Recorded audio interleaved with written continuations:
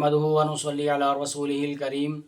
اما بعد بسم الله الرحمن الرحيم عن عبد الله بن عمر رضي الله تعالى عنهما قال رجل يا نبي الله صلى الله تعالى عليه وآله وسلم من أكيس الناس وأحزم الناس قال أكثرهم ذكرا للموت وأكثرهم استعدادا أولئك الأكياس ذهبوا بشرف الدنيا وکرامت الآخرہ او کما قال علیہ الصلوۃ والسلام۔ انتہائی واجب الاحترام سامعین گرامی، آج کی نشست میں آپ احباب کے سامنے نبی پاک صلی اللہ تعالی علیہ وآلہ وسلم کے فرمان علی شان کی روشنی میں عقل مند آدمی، ہوشیار، چست اور چلاک آدمی کون ہے اور بے وقوف آدمی اللہ کے نبی صلی اللہ علیہ وآلہ وسلم کے فرمان مبارک کی روشنی میں وہ کون آدمی ہے، اس حوالے سے چند ایک گزارشات کرنا مقصود ہے۔ پروردگار عالمین سے دعا ہے میری زبان پہ کلمہ حق جاری فرمائے۔ عزیزان گرامی، سیدنا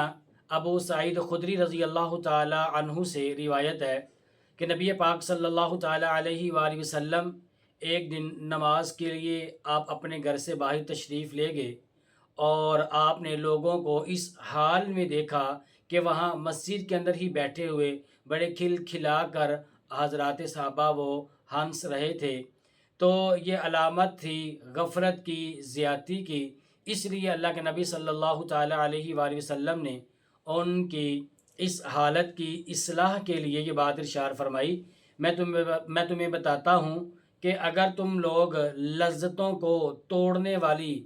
موت جو ہے اسے کثرت سے یاد کرو گے تو آپ علیہ الصلوۃ والسلام نے ارشاد فرمایا کہ تم لوگ کبھی بھی پھر غفلت کے اندر مبتلا نہیں ہو سکو گے۔ آپ نے فرمایا لہذا موت کو زیادہ سے زیادہ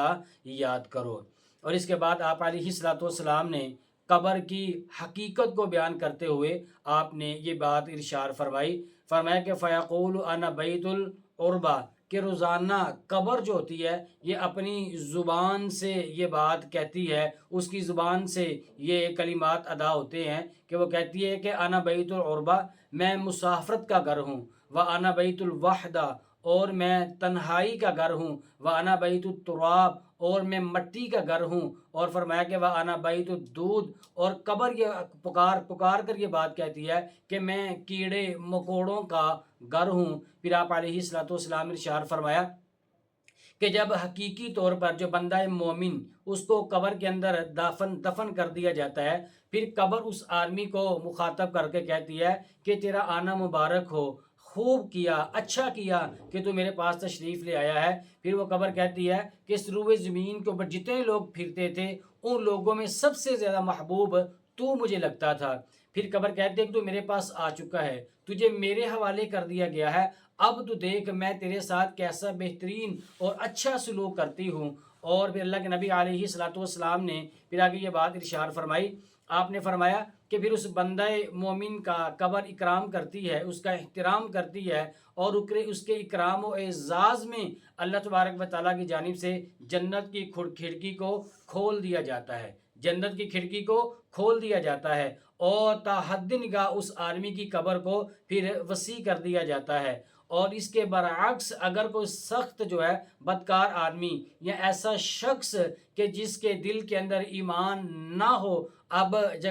جب وہ آدمی دفن کیا جاتا ہے، وہ مرتا ہے، اس کو قبر کے حوالے کر دیا جاتا ہے، تو قبر پھر اس آدمی کو بھی یہ بات کہتی ہے کہ تیرا نہ آنا مبارک ہو، تو نے بڑا برا کیا کہ جو تو میرے پاس آ گیا ہے۔ اس روئے زمین کے اوپر جتنے لوگ پھرتے تھے ان تمام کے تمام لوگوں میں سب سے مبغوض ترین شخص تو میرے نزدیک تھا۔ اور پھر قبر کہتی ہے کہ اب تجھے میرے حوالے کر دیا گیا ہے، اب تو دیکھ میں تیرے ساتھ کس طرح کا معاملہ، کس طرح کا سلوک کرتی ہوں۔ آگے نبی پاک صلی اللہ علیہ وآلہ وسلم نے ارشاد فرمایا تو پھر اس قبر کو تنگ کر دیا جاتا ہے۔ سیدنا ابو سعید خدری رضی اللہ تعالی عنہ فرماتے ہیں کہ آپ علیہ الصلوۃ والسلام نے اپنے دستے مبارک کو یوں کر کے ایک ہاتھ کی انگلیوں کو دوسرے ہاتھ میں ڈالا، یوں آپ نے یوں نقشہ بنایا، آپ نے یوں نقشہ بنا کر ہمیں یہ بات سمجھائی کہ آپ نے ارشاد فرمایا قبر کو اتنا تنگ کر دیا جاتا ہے کہ اس کی دائیں اور بائیں سائڈ والی جو پسلیاں ہوتی ہیں یہ دونوں پسلیاں آپس میں ملا دی جاتی ہیں، یوں اس قدر اس کو دبا دیا جاتا ہے، قبر اس آدمی کے لیے اتنی تنگ کر دی جاتی ہے۔ اور پھر آپ نے فرمایا کہ اس آدمی کے اوپر 70 اژدہے اس آدمی کے اوپر مسلط کر دیے جاتے ہیں. فرمایا کہ ان 70 میں سے ایک اژدہا اگر اس زمین کے اوپر ایک پھنکار مار دے، آپ علیہ الصلوۃ والسلام نے ارشاد فرمایا کہ تا صبح قیامت وہ زمین اپنے اوپر سبزہ اگانے سے عاجز اور قاصر آ جائے گی، اتنا سخت وہ ہوگا. اور پھر آپ نے ارشاد فرمایا کہ قیامت کی صبح تک، حشر تک وہ اژدہے جو ہوتے ہیں اس آدمی کو ڈستے رہتے ہیں، اس کو کھاتے رہتے ہیں اور اس کو نوچتے رہتے ہیں. پھر آگے آپ علیہ الصلوۃ والسلام نے ارشاد فرمایا کہ انما القبر روضۃ من ریاض الجنہ. آپ نے فرمایا کہ قبر اس کو عام نہ سمجھا جائے، یا یہ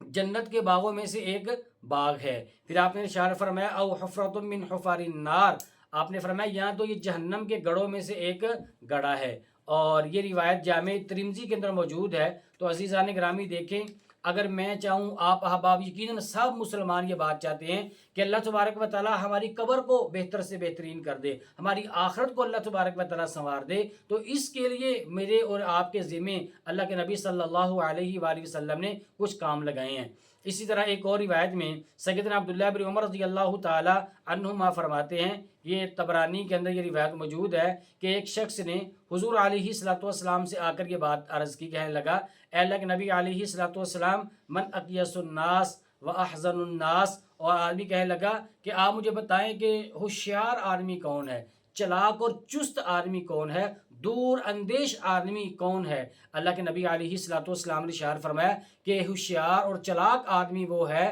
کہ جو کثرت سے موت کو یاد کرتا ہوگا. جو کثرت سے موت کو یاد کرتا ہے وہ آدمی ہوشیار اور چلاک ہے. پھر آپ نے ارشاد فرمایا کہ جو کثرت سے موت کی تیاری کرتا ہوگا وہ آدمی، وہ دور اندیش آدمی ہے. آپ علیہ الصلوۃ والسلام نے ارشاد فرمایا کہ اولئک الاقیاس ذهبوا بشرف الدنیا وکرامت الآخرہ. آگے آپ علیہ السلام نے ارشاد فرمایا جو ایسے ہیں، جو لوگ ایسے ہیں وہی دانش مند ہیں، یعنی جو اپنی آخرت کے لیے تیاری کرتے ہیں اور جو لوگ اپنی قبر کے لیے تیاری کرتے ہیں وہ لوگ دانش مند ہیں، وہ لوگ عقل مند ہیں. پھر آپ نے ارشاد فرمایا انہوں نے دنیا کی عزت بھی حاصل کر لی اور انہی لوگوں نے آخرت کا اعزاز اور اکرام بھی حاصل کر لیا. اسی طرح سیدنا شداد بن اوس رضی اللہ تعالیٰ عنہ حدیث مبارکہ کے راوی ہیں، جامع ترمذی اور ابن ماجہ کے اندر یہ روایت موجود ہے. آپ علیہ الصلوۃ والسلام نے یہ بات ارشاد فرمائی الکیس من دان نفسہ وعمل لما بعد الموت. آپ نے فرمایا کہ تم میں سے سب سے عقل مند آدمی وہ ہے کہ جس آدمی نے اپنی آخرت کی تیاری کر لی ہے، اس نے مرنے کے بعد کے اعمال تیار کر کے رکھے ہیں، وہ عقل مند آدمی ہے. آگے آپ نے ارشاد فرمایا کہ والعاجز من اتبع نفسہ ہواها وتمنى علی اللہ تعالی. آگے فرمایا کہ بے وقوف آدمی وہ ہے جو اپنے آپ کو اپنی خواہشات نفس کے تابع کر دیتا ہے اور اللہ تبارک و تعالیٰ سے امیدیں بھی باندھتا پھرتا ہے. تو دیکھیں اللہ کے نبی علیہ الصلوۃ والسلام کے مبارک فرمان کے مطابق عقل مند آدمی وہ ہے کہ جو آخرت کی تیاری کرتا ہے، قبر کی تیاری کرتا ہے، آخرت کی تیاری کرتا ہے اور اپنی آخرت کی فکر کرتا ہے. آج ہمارے ہاں تو عقل مند آدمی وہ ہے کہ جو اپنے بچوں کے لیے مال اکٹھا کرتا ہے، جو اپنے لیے کوٹھی بنگلے کا انتظام کر لیتا ہے. میرے اور آپ کے نزدیک تو اس آدمی کو عقل مند سمجھا جاتا ہے جو کاروبار اپنا چمکا لیتا ہے، جو اپنی دنیا کو سنوارنے میں لگ جاتا ہے. وہ آدمی میرے اور آپ کے نزدیک اسے ہم عقل مند تصور کرتے ہیں. لیکن عزیزان گرامی، اللہ کے نبی علیہ الصلوۃ والسلام نے ارشاد فرمایا کہ عقل مند آدمی، ہوشیار آدمی، چست و چالاک آدمی وہ ہے جو اپنی آخرت کی فکر کرتا ہے، جو اپنی آخرت کی تیاری کرتا ہے، جو قبر کی تیاری کرتا ہے، جو آخرت کی تیاری کرتا ہے، جو اپنے حقیقی مستقبل کے لیے اپنے اعمال کو اکٹھا کرتا ہے اور اپنی آخرت کے لیے اس کو سیو کر کے رکھتا ہے، اپنے اعمال کی حفاظت کر کے رکھتا ہے. حضور علیہ الصلوۃ والسلام نے اشارہ فرمایا کہ یہ آدمی عقل مند آدمی ہے. اس لیے عزیزان گرامی، مجھے اور آپ کو چاہیے کہ ہم بھی عقل مندی کا مظاہرہ کریں، ہم وہ اعمال کریں جن کے کرنے سے اللہ اور اللہ کے نبی علیہ السلام راضی ہوتے ہیں. دعا اللہ پاک سے اللہ پاک ہمیں عمل کی توفیق عطا فرمائے، آمین. وہ راتوں کو خلوت سے معمور سجدے، وہ لمبی رکعتوں سے مسحور سجدے، وہ سجدے محافظ مددگار سجدے، غموں کے مقابل عطردار سجدے.